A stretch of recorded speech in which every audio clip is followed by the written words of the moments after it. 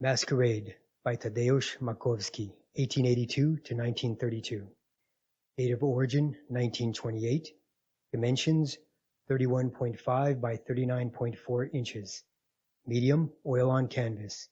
Current location National Museum in Poznan, Poland.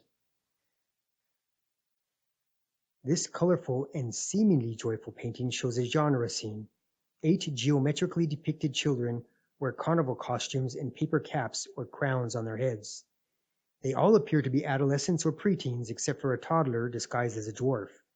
All of them, except for the toddler, have masks on their faces. Every mask is different. Brushstrokes and details are largely unrefined, and the children are unrealistic. Geometrized, they resemble dolls or maybe wooden puppet clowns standing in 2 rows. Most figures have captivating darkened eyes with dilated pupils. Most of them also have their mouths open as if singing together, or, perhaps, sharing an altogether very different emotional experience. Despite cursory similarities between them, a closer look shows that each individual's face might differ with surprise, joy, fear, serenity, or combinations of those emotions. Their gender is indeterminate, barely suggested by only the colors and manner of dress.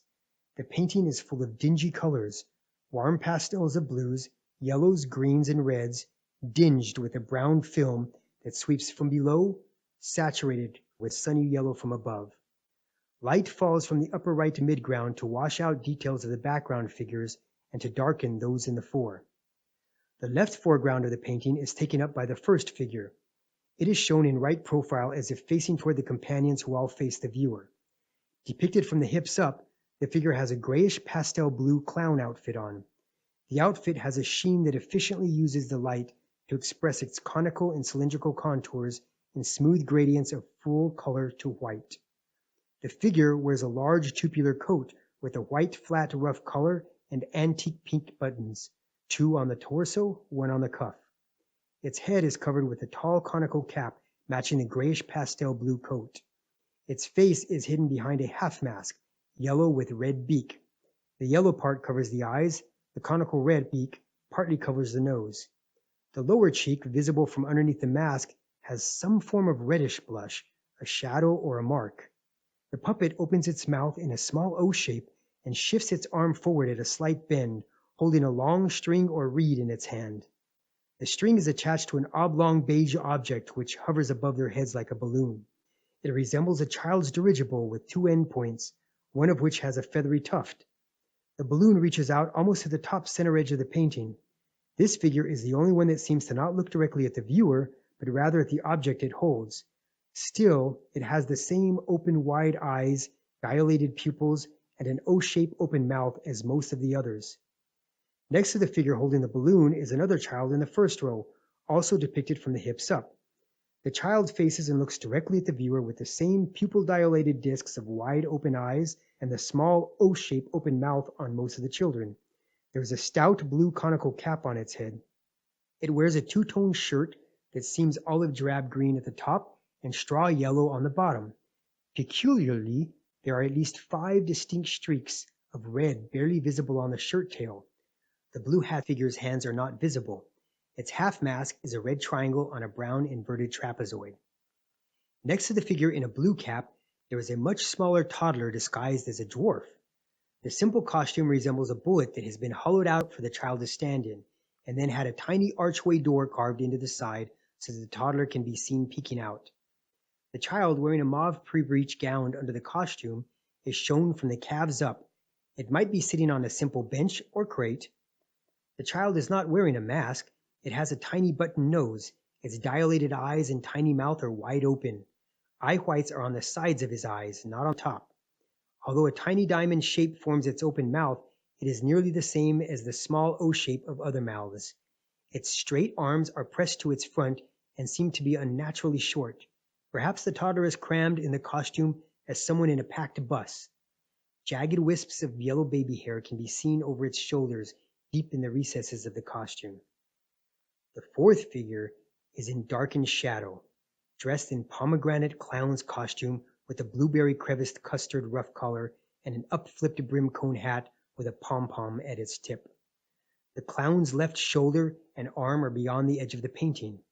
Of the 8 figures, it is the only one that does not have widened round eyes. It wears an all-black beaked half mask with a flat top edge.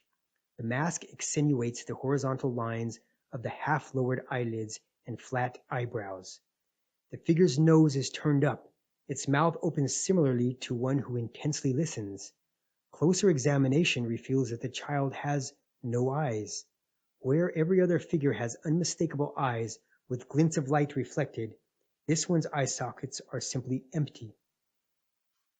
If the 8 children had been standing in 2 rows with this figure at the far right front, his proximity to the others, appearance of being slightly larger in perspective, placement partially out of the right edge of frame, and darkened silhouette would be explained by him having stepped forward.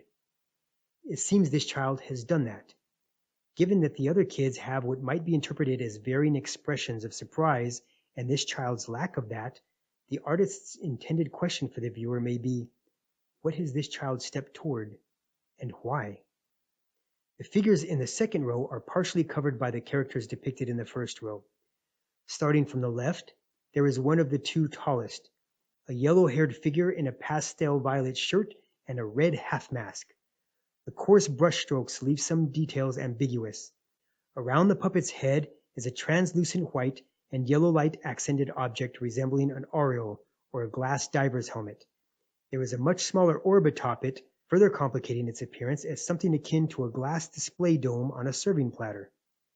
Next, there is a slightly smaller character dressed in a sand yellow conical cap and a salmon pink shirt. Its mask is only a black mustache. The hat covers the brow. Eyes are widened, dilated, with whites showing on the sides and below only. The mouth makes the common small O. The next figure is one of the same height, wearing a crown with turquoise rays, a yellow shirt and jester's collar, and a half mask of square glasses, blue upturned beak, and oxide orange upswept mustache. Its bespectacled eyes are widened and dilated discs with no whites. Its mouth is the small diamond opening similar to the small O on others. The last child and the other of the 2 tallest figures stands close to the right edge, its plump body partially blocked by the forward clown in front, its round cheek and chin washed out by the bright light from forward and above him. All that can be made out of his clothes in the wash of bright light is a jester's collar with baby blue piping and a tomato red beanie cap. The puppet wears a half mask of white pentagons around the eyes, a black triangle on its nose. Its thin lips are red. They form a puckered grin. It is the only figure to not have its mouth open. Its eyes are widened, with no whites, but they don't seem to be dilated.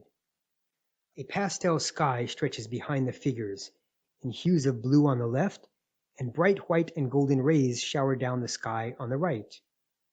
The Masquerade is one of Makowski's most representative compositions. This optimistic painting shows cubist traces.